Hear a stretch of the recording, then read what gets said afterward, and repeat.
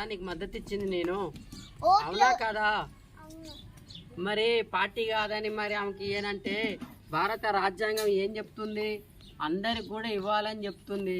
నీ పార్టీ వాళ్ళకే నువ్వు ఇచ్చుకుంటూ పోతే మరి పేద ఆ అమ్మాయి చాలా పేద, ఆ బీసీ లోన్లు అని చెప్పేసి పెట్టిరు కదా, నీ పార్టీ వాళ్ళకే ఇచ్చుకోరంట కదా పాపం. చేరనేమో ఇంకోసారి గెలిపించిన అనుకో నేను అన్ని కట్టిస్తాను సార్. అట్లనే అంట సార్, మళ్ళీ ఏం చేస్తారు? 2 సార్లు గెలిపించారు సార్. మీరు రాజకీయ నాయకులు గిట్టనే నవ్వుతా ఉంటా మాట్లాడతారు. పాపం వాళ్ళ బాధ ఆ మొహంలో ఏడుపు చూడమ్మా ఒకసారి చూడమ్మా.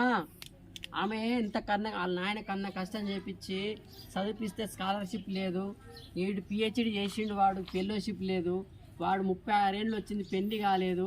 చాలామంది కూడా ఉద్యోగాలు లేవు. గ్రూప్ 1 మీ ప్రభుత్వమే కదమ్మా ఉన్నది, గ్రూప్ 1 రద్దు అయింది, గ్రూప్ 2 మొత్తం కూడా పోస్ట్ పోన్ అయింది, డిఎస్సి అని పోస్టులు వేస్తే లేనే లేవు. గ్రూప్ 1 కూడా 3 సార్లు ఎగ్జామ్, ఇంకా ఎగ్జామ్ లేదు, డిఏఓ లేదు. విద్యార్థులు నిరుద్యోగులు రాష్ట్రంలో గోస అనుభవిస్తున్నారు. ఇప్పుడు మాకు తెలియదు అంటే ప్రభుత్వం మీదే ఉంది కదమ్మా. మీ ప్రభుత్వం ఉన్నప్పుడు మీరు మాకు తెలియదు అని ఎట్లా మాట్లాడతారు?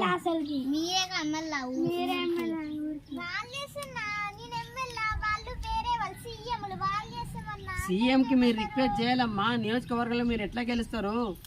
మీరు ఎమ్మెల్యేలండి. ఆ ఎస్ఐ కానిస్టేబుల్ అప్పుడు కూడా వాడు ఎస్ఐ కానిస్టేబుల్ రాసిండు, ఈవెంట్స్ అన్ని కూడా పెరిగినాయి, అన్ని పెంచిందని చెప్పి లెటర్ ఇచ్చినప్పుడు పట్టించుకున్నావా? పెట్టించుకోలేదు కదమ్మా. ఎట్లేస్తారమ్మా వాళ్ళు ఓట్లు?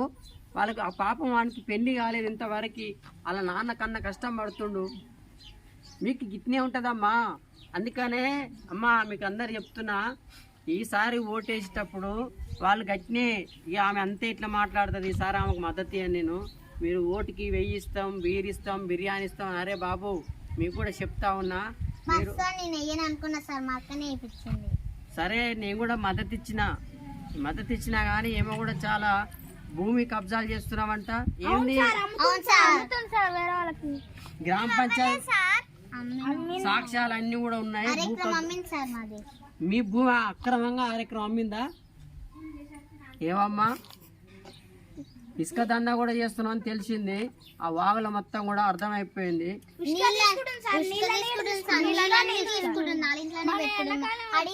ఇప్పుడు మేము నీళ్లు తెచ్చుకోవడానికి వాళ్ళ ఇంట్లోకి పోతాం సార్, ఎందుకు మా ఇంట్లో నుంచి తెచ్చుకున్నాం అంటారు సార్. మన వెనకాల అప్పుడు నీళ్ళు మిషన్ భగీరథ ఆ ట్యాంక్ మొత్తం కూడా మొత్తం పెద్దవాళ్ళంతా మెంటికే పెట్టిరంట. మరి విలేజ్ మొత్తానికి నీళ్లు పెట్టాలి కదమ్మా. ఏం పెడతామమ్మా? 2 సార్లు అవకాశం ఇచ్చినాం. గట్టే తిట్టు, తిడితే రాదమ్మా, తిడితే రాదే బాబు. మనం ఎంత తిట్టినా కాదు, తిడితే వీళ్ళు మారరు. ఓటేయద్దు. మనం ఓటేసేటప్పుడు ఇట్లాంటి మాటలు చెప్పి దొంగ మాటలు చెప్పేటోళ్ళకి ఓటేయద్దు. మీరందరూ చదువుకున్న వాళ్ళే కదా, మరి చదువుకున్న వాళ్ళు మళ్ళీ ఎమ్మెల్సీ గ్రాడ్యుయేట్స్లలో కూడా మళ్ళీ వాళ్ళనే గెలిపిస్తుంది. మీరు అట్లా చదువుకున్న వాళ్ళకి ఓట్లేరు. మీరు పోటీ చేసినప్పుడు చదువుకున్న వాళ్ళకి ఓట్లేరి. మంచిగా ఓటు అనేది విలువైనదమ్మా. ఎంత తిట్టినా వేస్ట్. వాళ్ళు తుడిచేసుకుంటారు. వాళ్ళు రోజుకో మాట పూటకో మాట వేసే వేస్తారు. దొంగలు. రాజకీయ నాయకులు అంటేనే దొంగలు. ఓట్ల కోసం 1,00,000 చెప్తారమ్మా. మీరు ఓటుని అమ్ముకోవద్దు. మీరు భారత రాజ్యాంగం అంబేద్కర్ ఇచ్చిన ఓటు మీరు వేసుకోండి. చదువుకున్న వాళ్ళకే ఓటు వేసుకోరు. నువ్వు కూడా చదివినా కదయ్యా, చదివినప్పుడు నువ్వు చదువుకున్న వాళ్ళకి ఓటేయాలి కదా.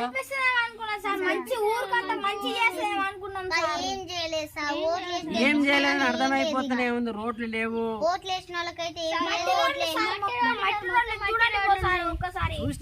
చూస్తూనే మొత్తం నేను పరిశీలిస్తున్నా. ఈ 3 నెలల వరకు ఎలక్షన్ అయ్యేంత వరకు నేను మొత్తం నియోజకవర్గంలోనే ఉంటా. మన ప్రజలందరి కోసం ఎవరు మంచి అభ్యర్థో వాళ్ళకే నేను మద్దతు ఇస్తా. వాళ్ళకే ఓటేరి. ఓటుకు పైసలు తీసుకోకరి. మీరు పైసలు తీసుకోకరి. మీరు మీ ఓటుని మీరు మంచిగా కరెక్ట్ పర్సన్కి వేయరి. అర్థమవుతుందా? మీ ఓటు మీరు వేసుకురు అనుకో, మీరు ఉరి పెట్టుకున్నట్టే. అర్థమైందా? మన పానం కంటే గొప్ప